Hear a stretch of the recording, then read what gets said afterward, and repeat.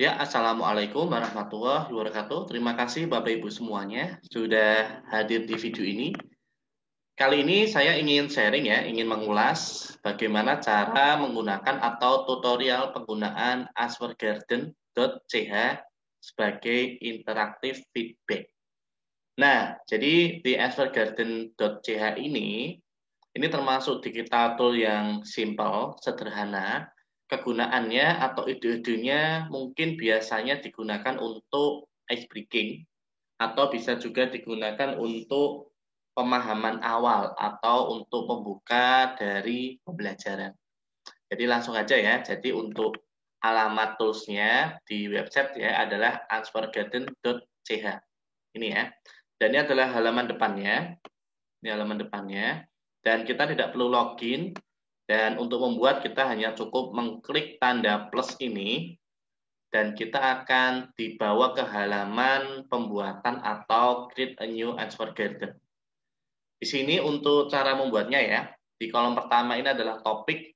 Jadi di sini adalah kolom untuk memberikan pertanyaan. Ya, seperti yang sudah saya sampaikan tadi, bisa digunakan sebagai ice breaking, membangun kedekatan, mencairkan suasana, mengawali pembelajaran, mengetahui pemahaman anak sebelumnya terhadap topik, sebagai ruang pendapat, dan lain sebagainya. Ya, kalau contoh ice breaking, misal kita tanya sesuatu yang ringan, ya, untuk membuat anak mungkin lebih tertarik ya dengan pembelajaran kita. Misal, apa cita-citamu nanti? Ya.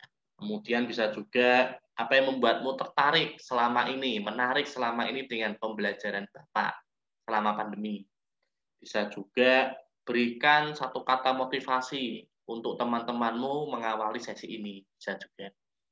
Bisa juga untuk mencari tahu pemahaman awal anak ya terhadap topik, bisa kita mungkin bertanya, berikan satu contoh benda yang mengandung zat kimia, seperti itu. Bisa juga berikan satu tokoh pahlawan yang kamu kagumi. Bisa juga mana satu kota di Eropa yang ingin kamu kunjungi. Ya, misalkan kita mau mengawali pembelajaran tentang IPS atau sosial ya, tentang negara atau yang lainnya. Jadi banyak beragam ide-idenya. Dan di sini saya ingin mengisi misalkan tentang berikan satu kata motivasi ya untuk teman-teman di awal sesi ini. Nah, ini instruksinya. Kemudian di sini ada kolom answergarden mode, ada 4 ya. Kalau brainstorming ini tidak terbatas jawabannya, anak-anak tak terbatas menjawab, namun di sini boleh jawaban yang sama. Kalau yang classroom, boleh menjawab banyak, tapi hanya satu jawaban yang sama. Kalau moderator di sini tentunya kalau disetujui. Jadi setiap jawaban yang masuk diseleksi dulu oleh moderator. Kalau log ini berarti tertutup hanya jawaban tertentu. Oke. Jadi kita gunakan brainstorm ya. Misalnya untuk ruang pendapat ya, bebas ya. Kemudian untuk ini, kolom yang berikutnya adalah berapa banyak karakter untuk menjawab. Ada dua pilihan ya, 20 atau 40. Memang di sini answergarden memang bentuknya minimalis ya, singkat, jelas, padat, dan tidak terlalu panjang lebar jawaban dari anak-anak. Jadi ini kita sesuaikan tergantung pertanyaan atau topiknya. Ya, kalau memang pendapatnya bentuk penjelasan, how ya, alasan, berarti bisa cukup 40. Tapi kalau memang singkat ya, contohnya pertanyaan saya, satu kata motivasi, berarti 20 karakter cukup. Kemudian ini admin, maksudnya password sebagai kita ya, admin kalau kita mau mengedit, nge-save ya, menyimpan dan sebagainya. Saya berikan passwordnya. Kemudian email untuk mereminder, mengirimkan ini ya, terkait jawaban-jawaban dan link passwordnya. Kalau kita lupa password dari ini yang sudah kita buat. Kemudian ini spam filternya kita on-kan, jadi untuk menyaring ya jawaban-jawaban yang tidak pantas ya, atau yang tidak sesuai. Kemudian kolom ini adalah tentang besar kecilnya huruf. Kalau lowercase itu berarti tulisannya jadi kecil semua, apapun yang mereka tuliskan. Kalau uppercase tulisannya jadi kapital semua. Kalau no change ini berarti nggak ada perubahan. Jadi ala kadarnya mereka menulis besar kecil ya seperti itu. Karena tadi terkait kata motivasi, saya gunakan uppercase saja ya. Kemudian yang kolom berikutnya adalah berapa lama ya Answer Garden ini bisa diisi. Ya, mungkin 1 hari cukup, kita create. Nah, ini sudah muncul ya. Sudah jadi. Jadi memang tampilannya seperti ini, 20 karakter ya yang tersedia, berikan 1 kata.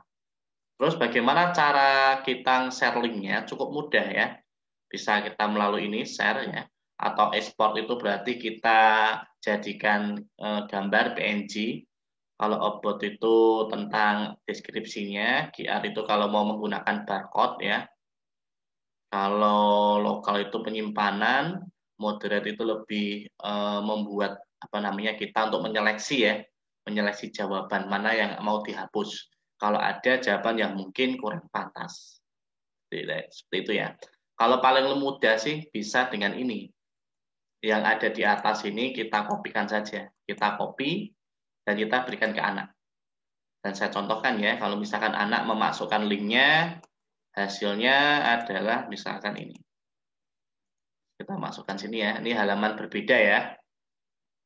Nah, jadi meskipun lewat HP ya, Android pun tetap masih bisa diakses dan ini ringan. Nah, tampilannya seperti ini ya. Oke, tampilannya seperti ini ya. Kalau HP ya. Ya. Saya tutup aja. Ya. Ini saya ubah ke tampilan laptop kembali. Nah, tinggal anak-anak mengisi aja di sini. Berikan 1 kata motivasi, misalkan Bismillah ya. Submit. Oh, bisa lagi menambahkan semangat. Nah, di situ. Jadi dia bisa banyak apa yang ingin 1 kata. Nah, fokus.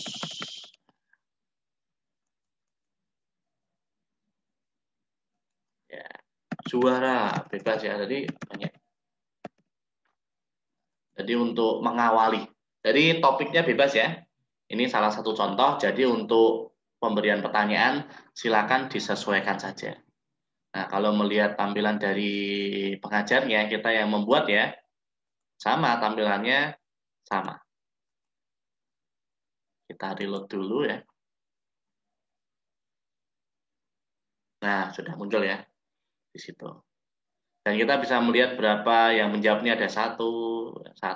Kalau ada jawaban yang sama nih nanti akan tertulis ada 2 yang menjawab, 3 yang menjawab seperti itu. Berapa yang menjawab hal yang sama. Ya. Mungkin gitu aja. Cukup dan semoga ini bermanfaat. Silahkan dipraktekkan dan lihat respon anak-anak ya. Silakan seinovatif mungkin, sekreatif mungkin buat mereka terlibat, berinteraksi dan berkomunikasi satu sama lain dan juga dengan kita. Terima kasih. Wassalamualaikum warahmatullahi wabarakatuh.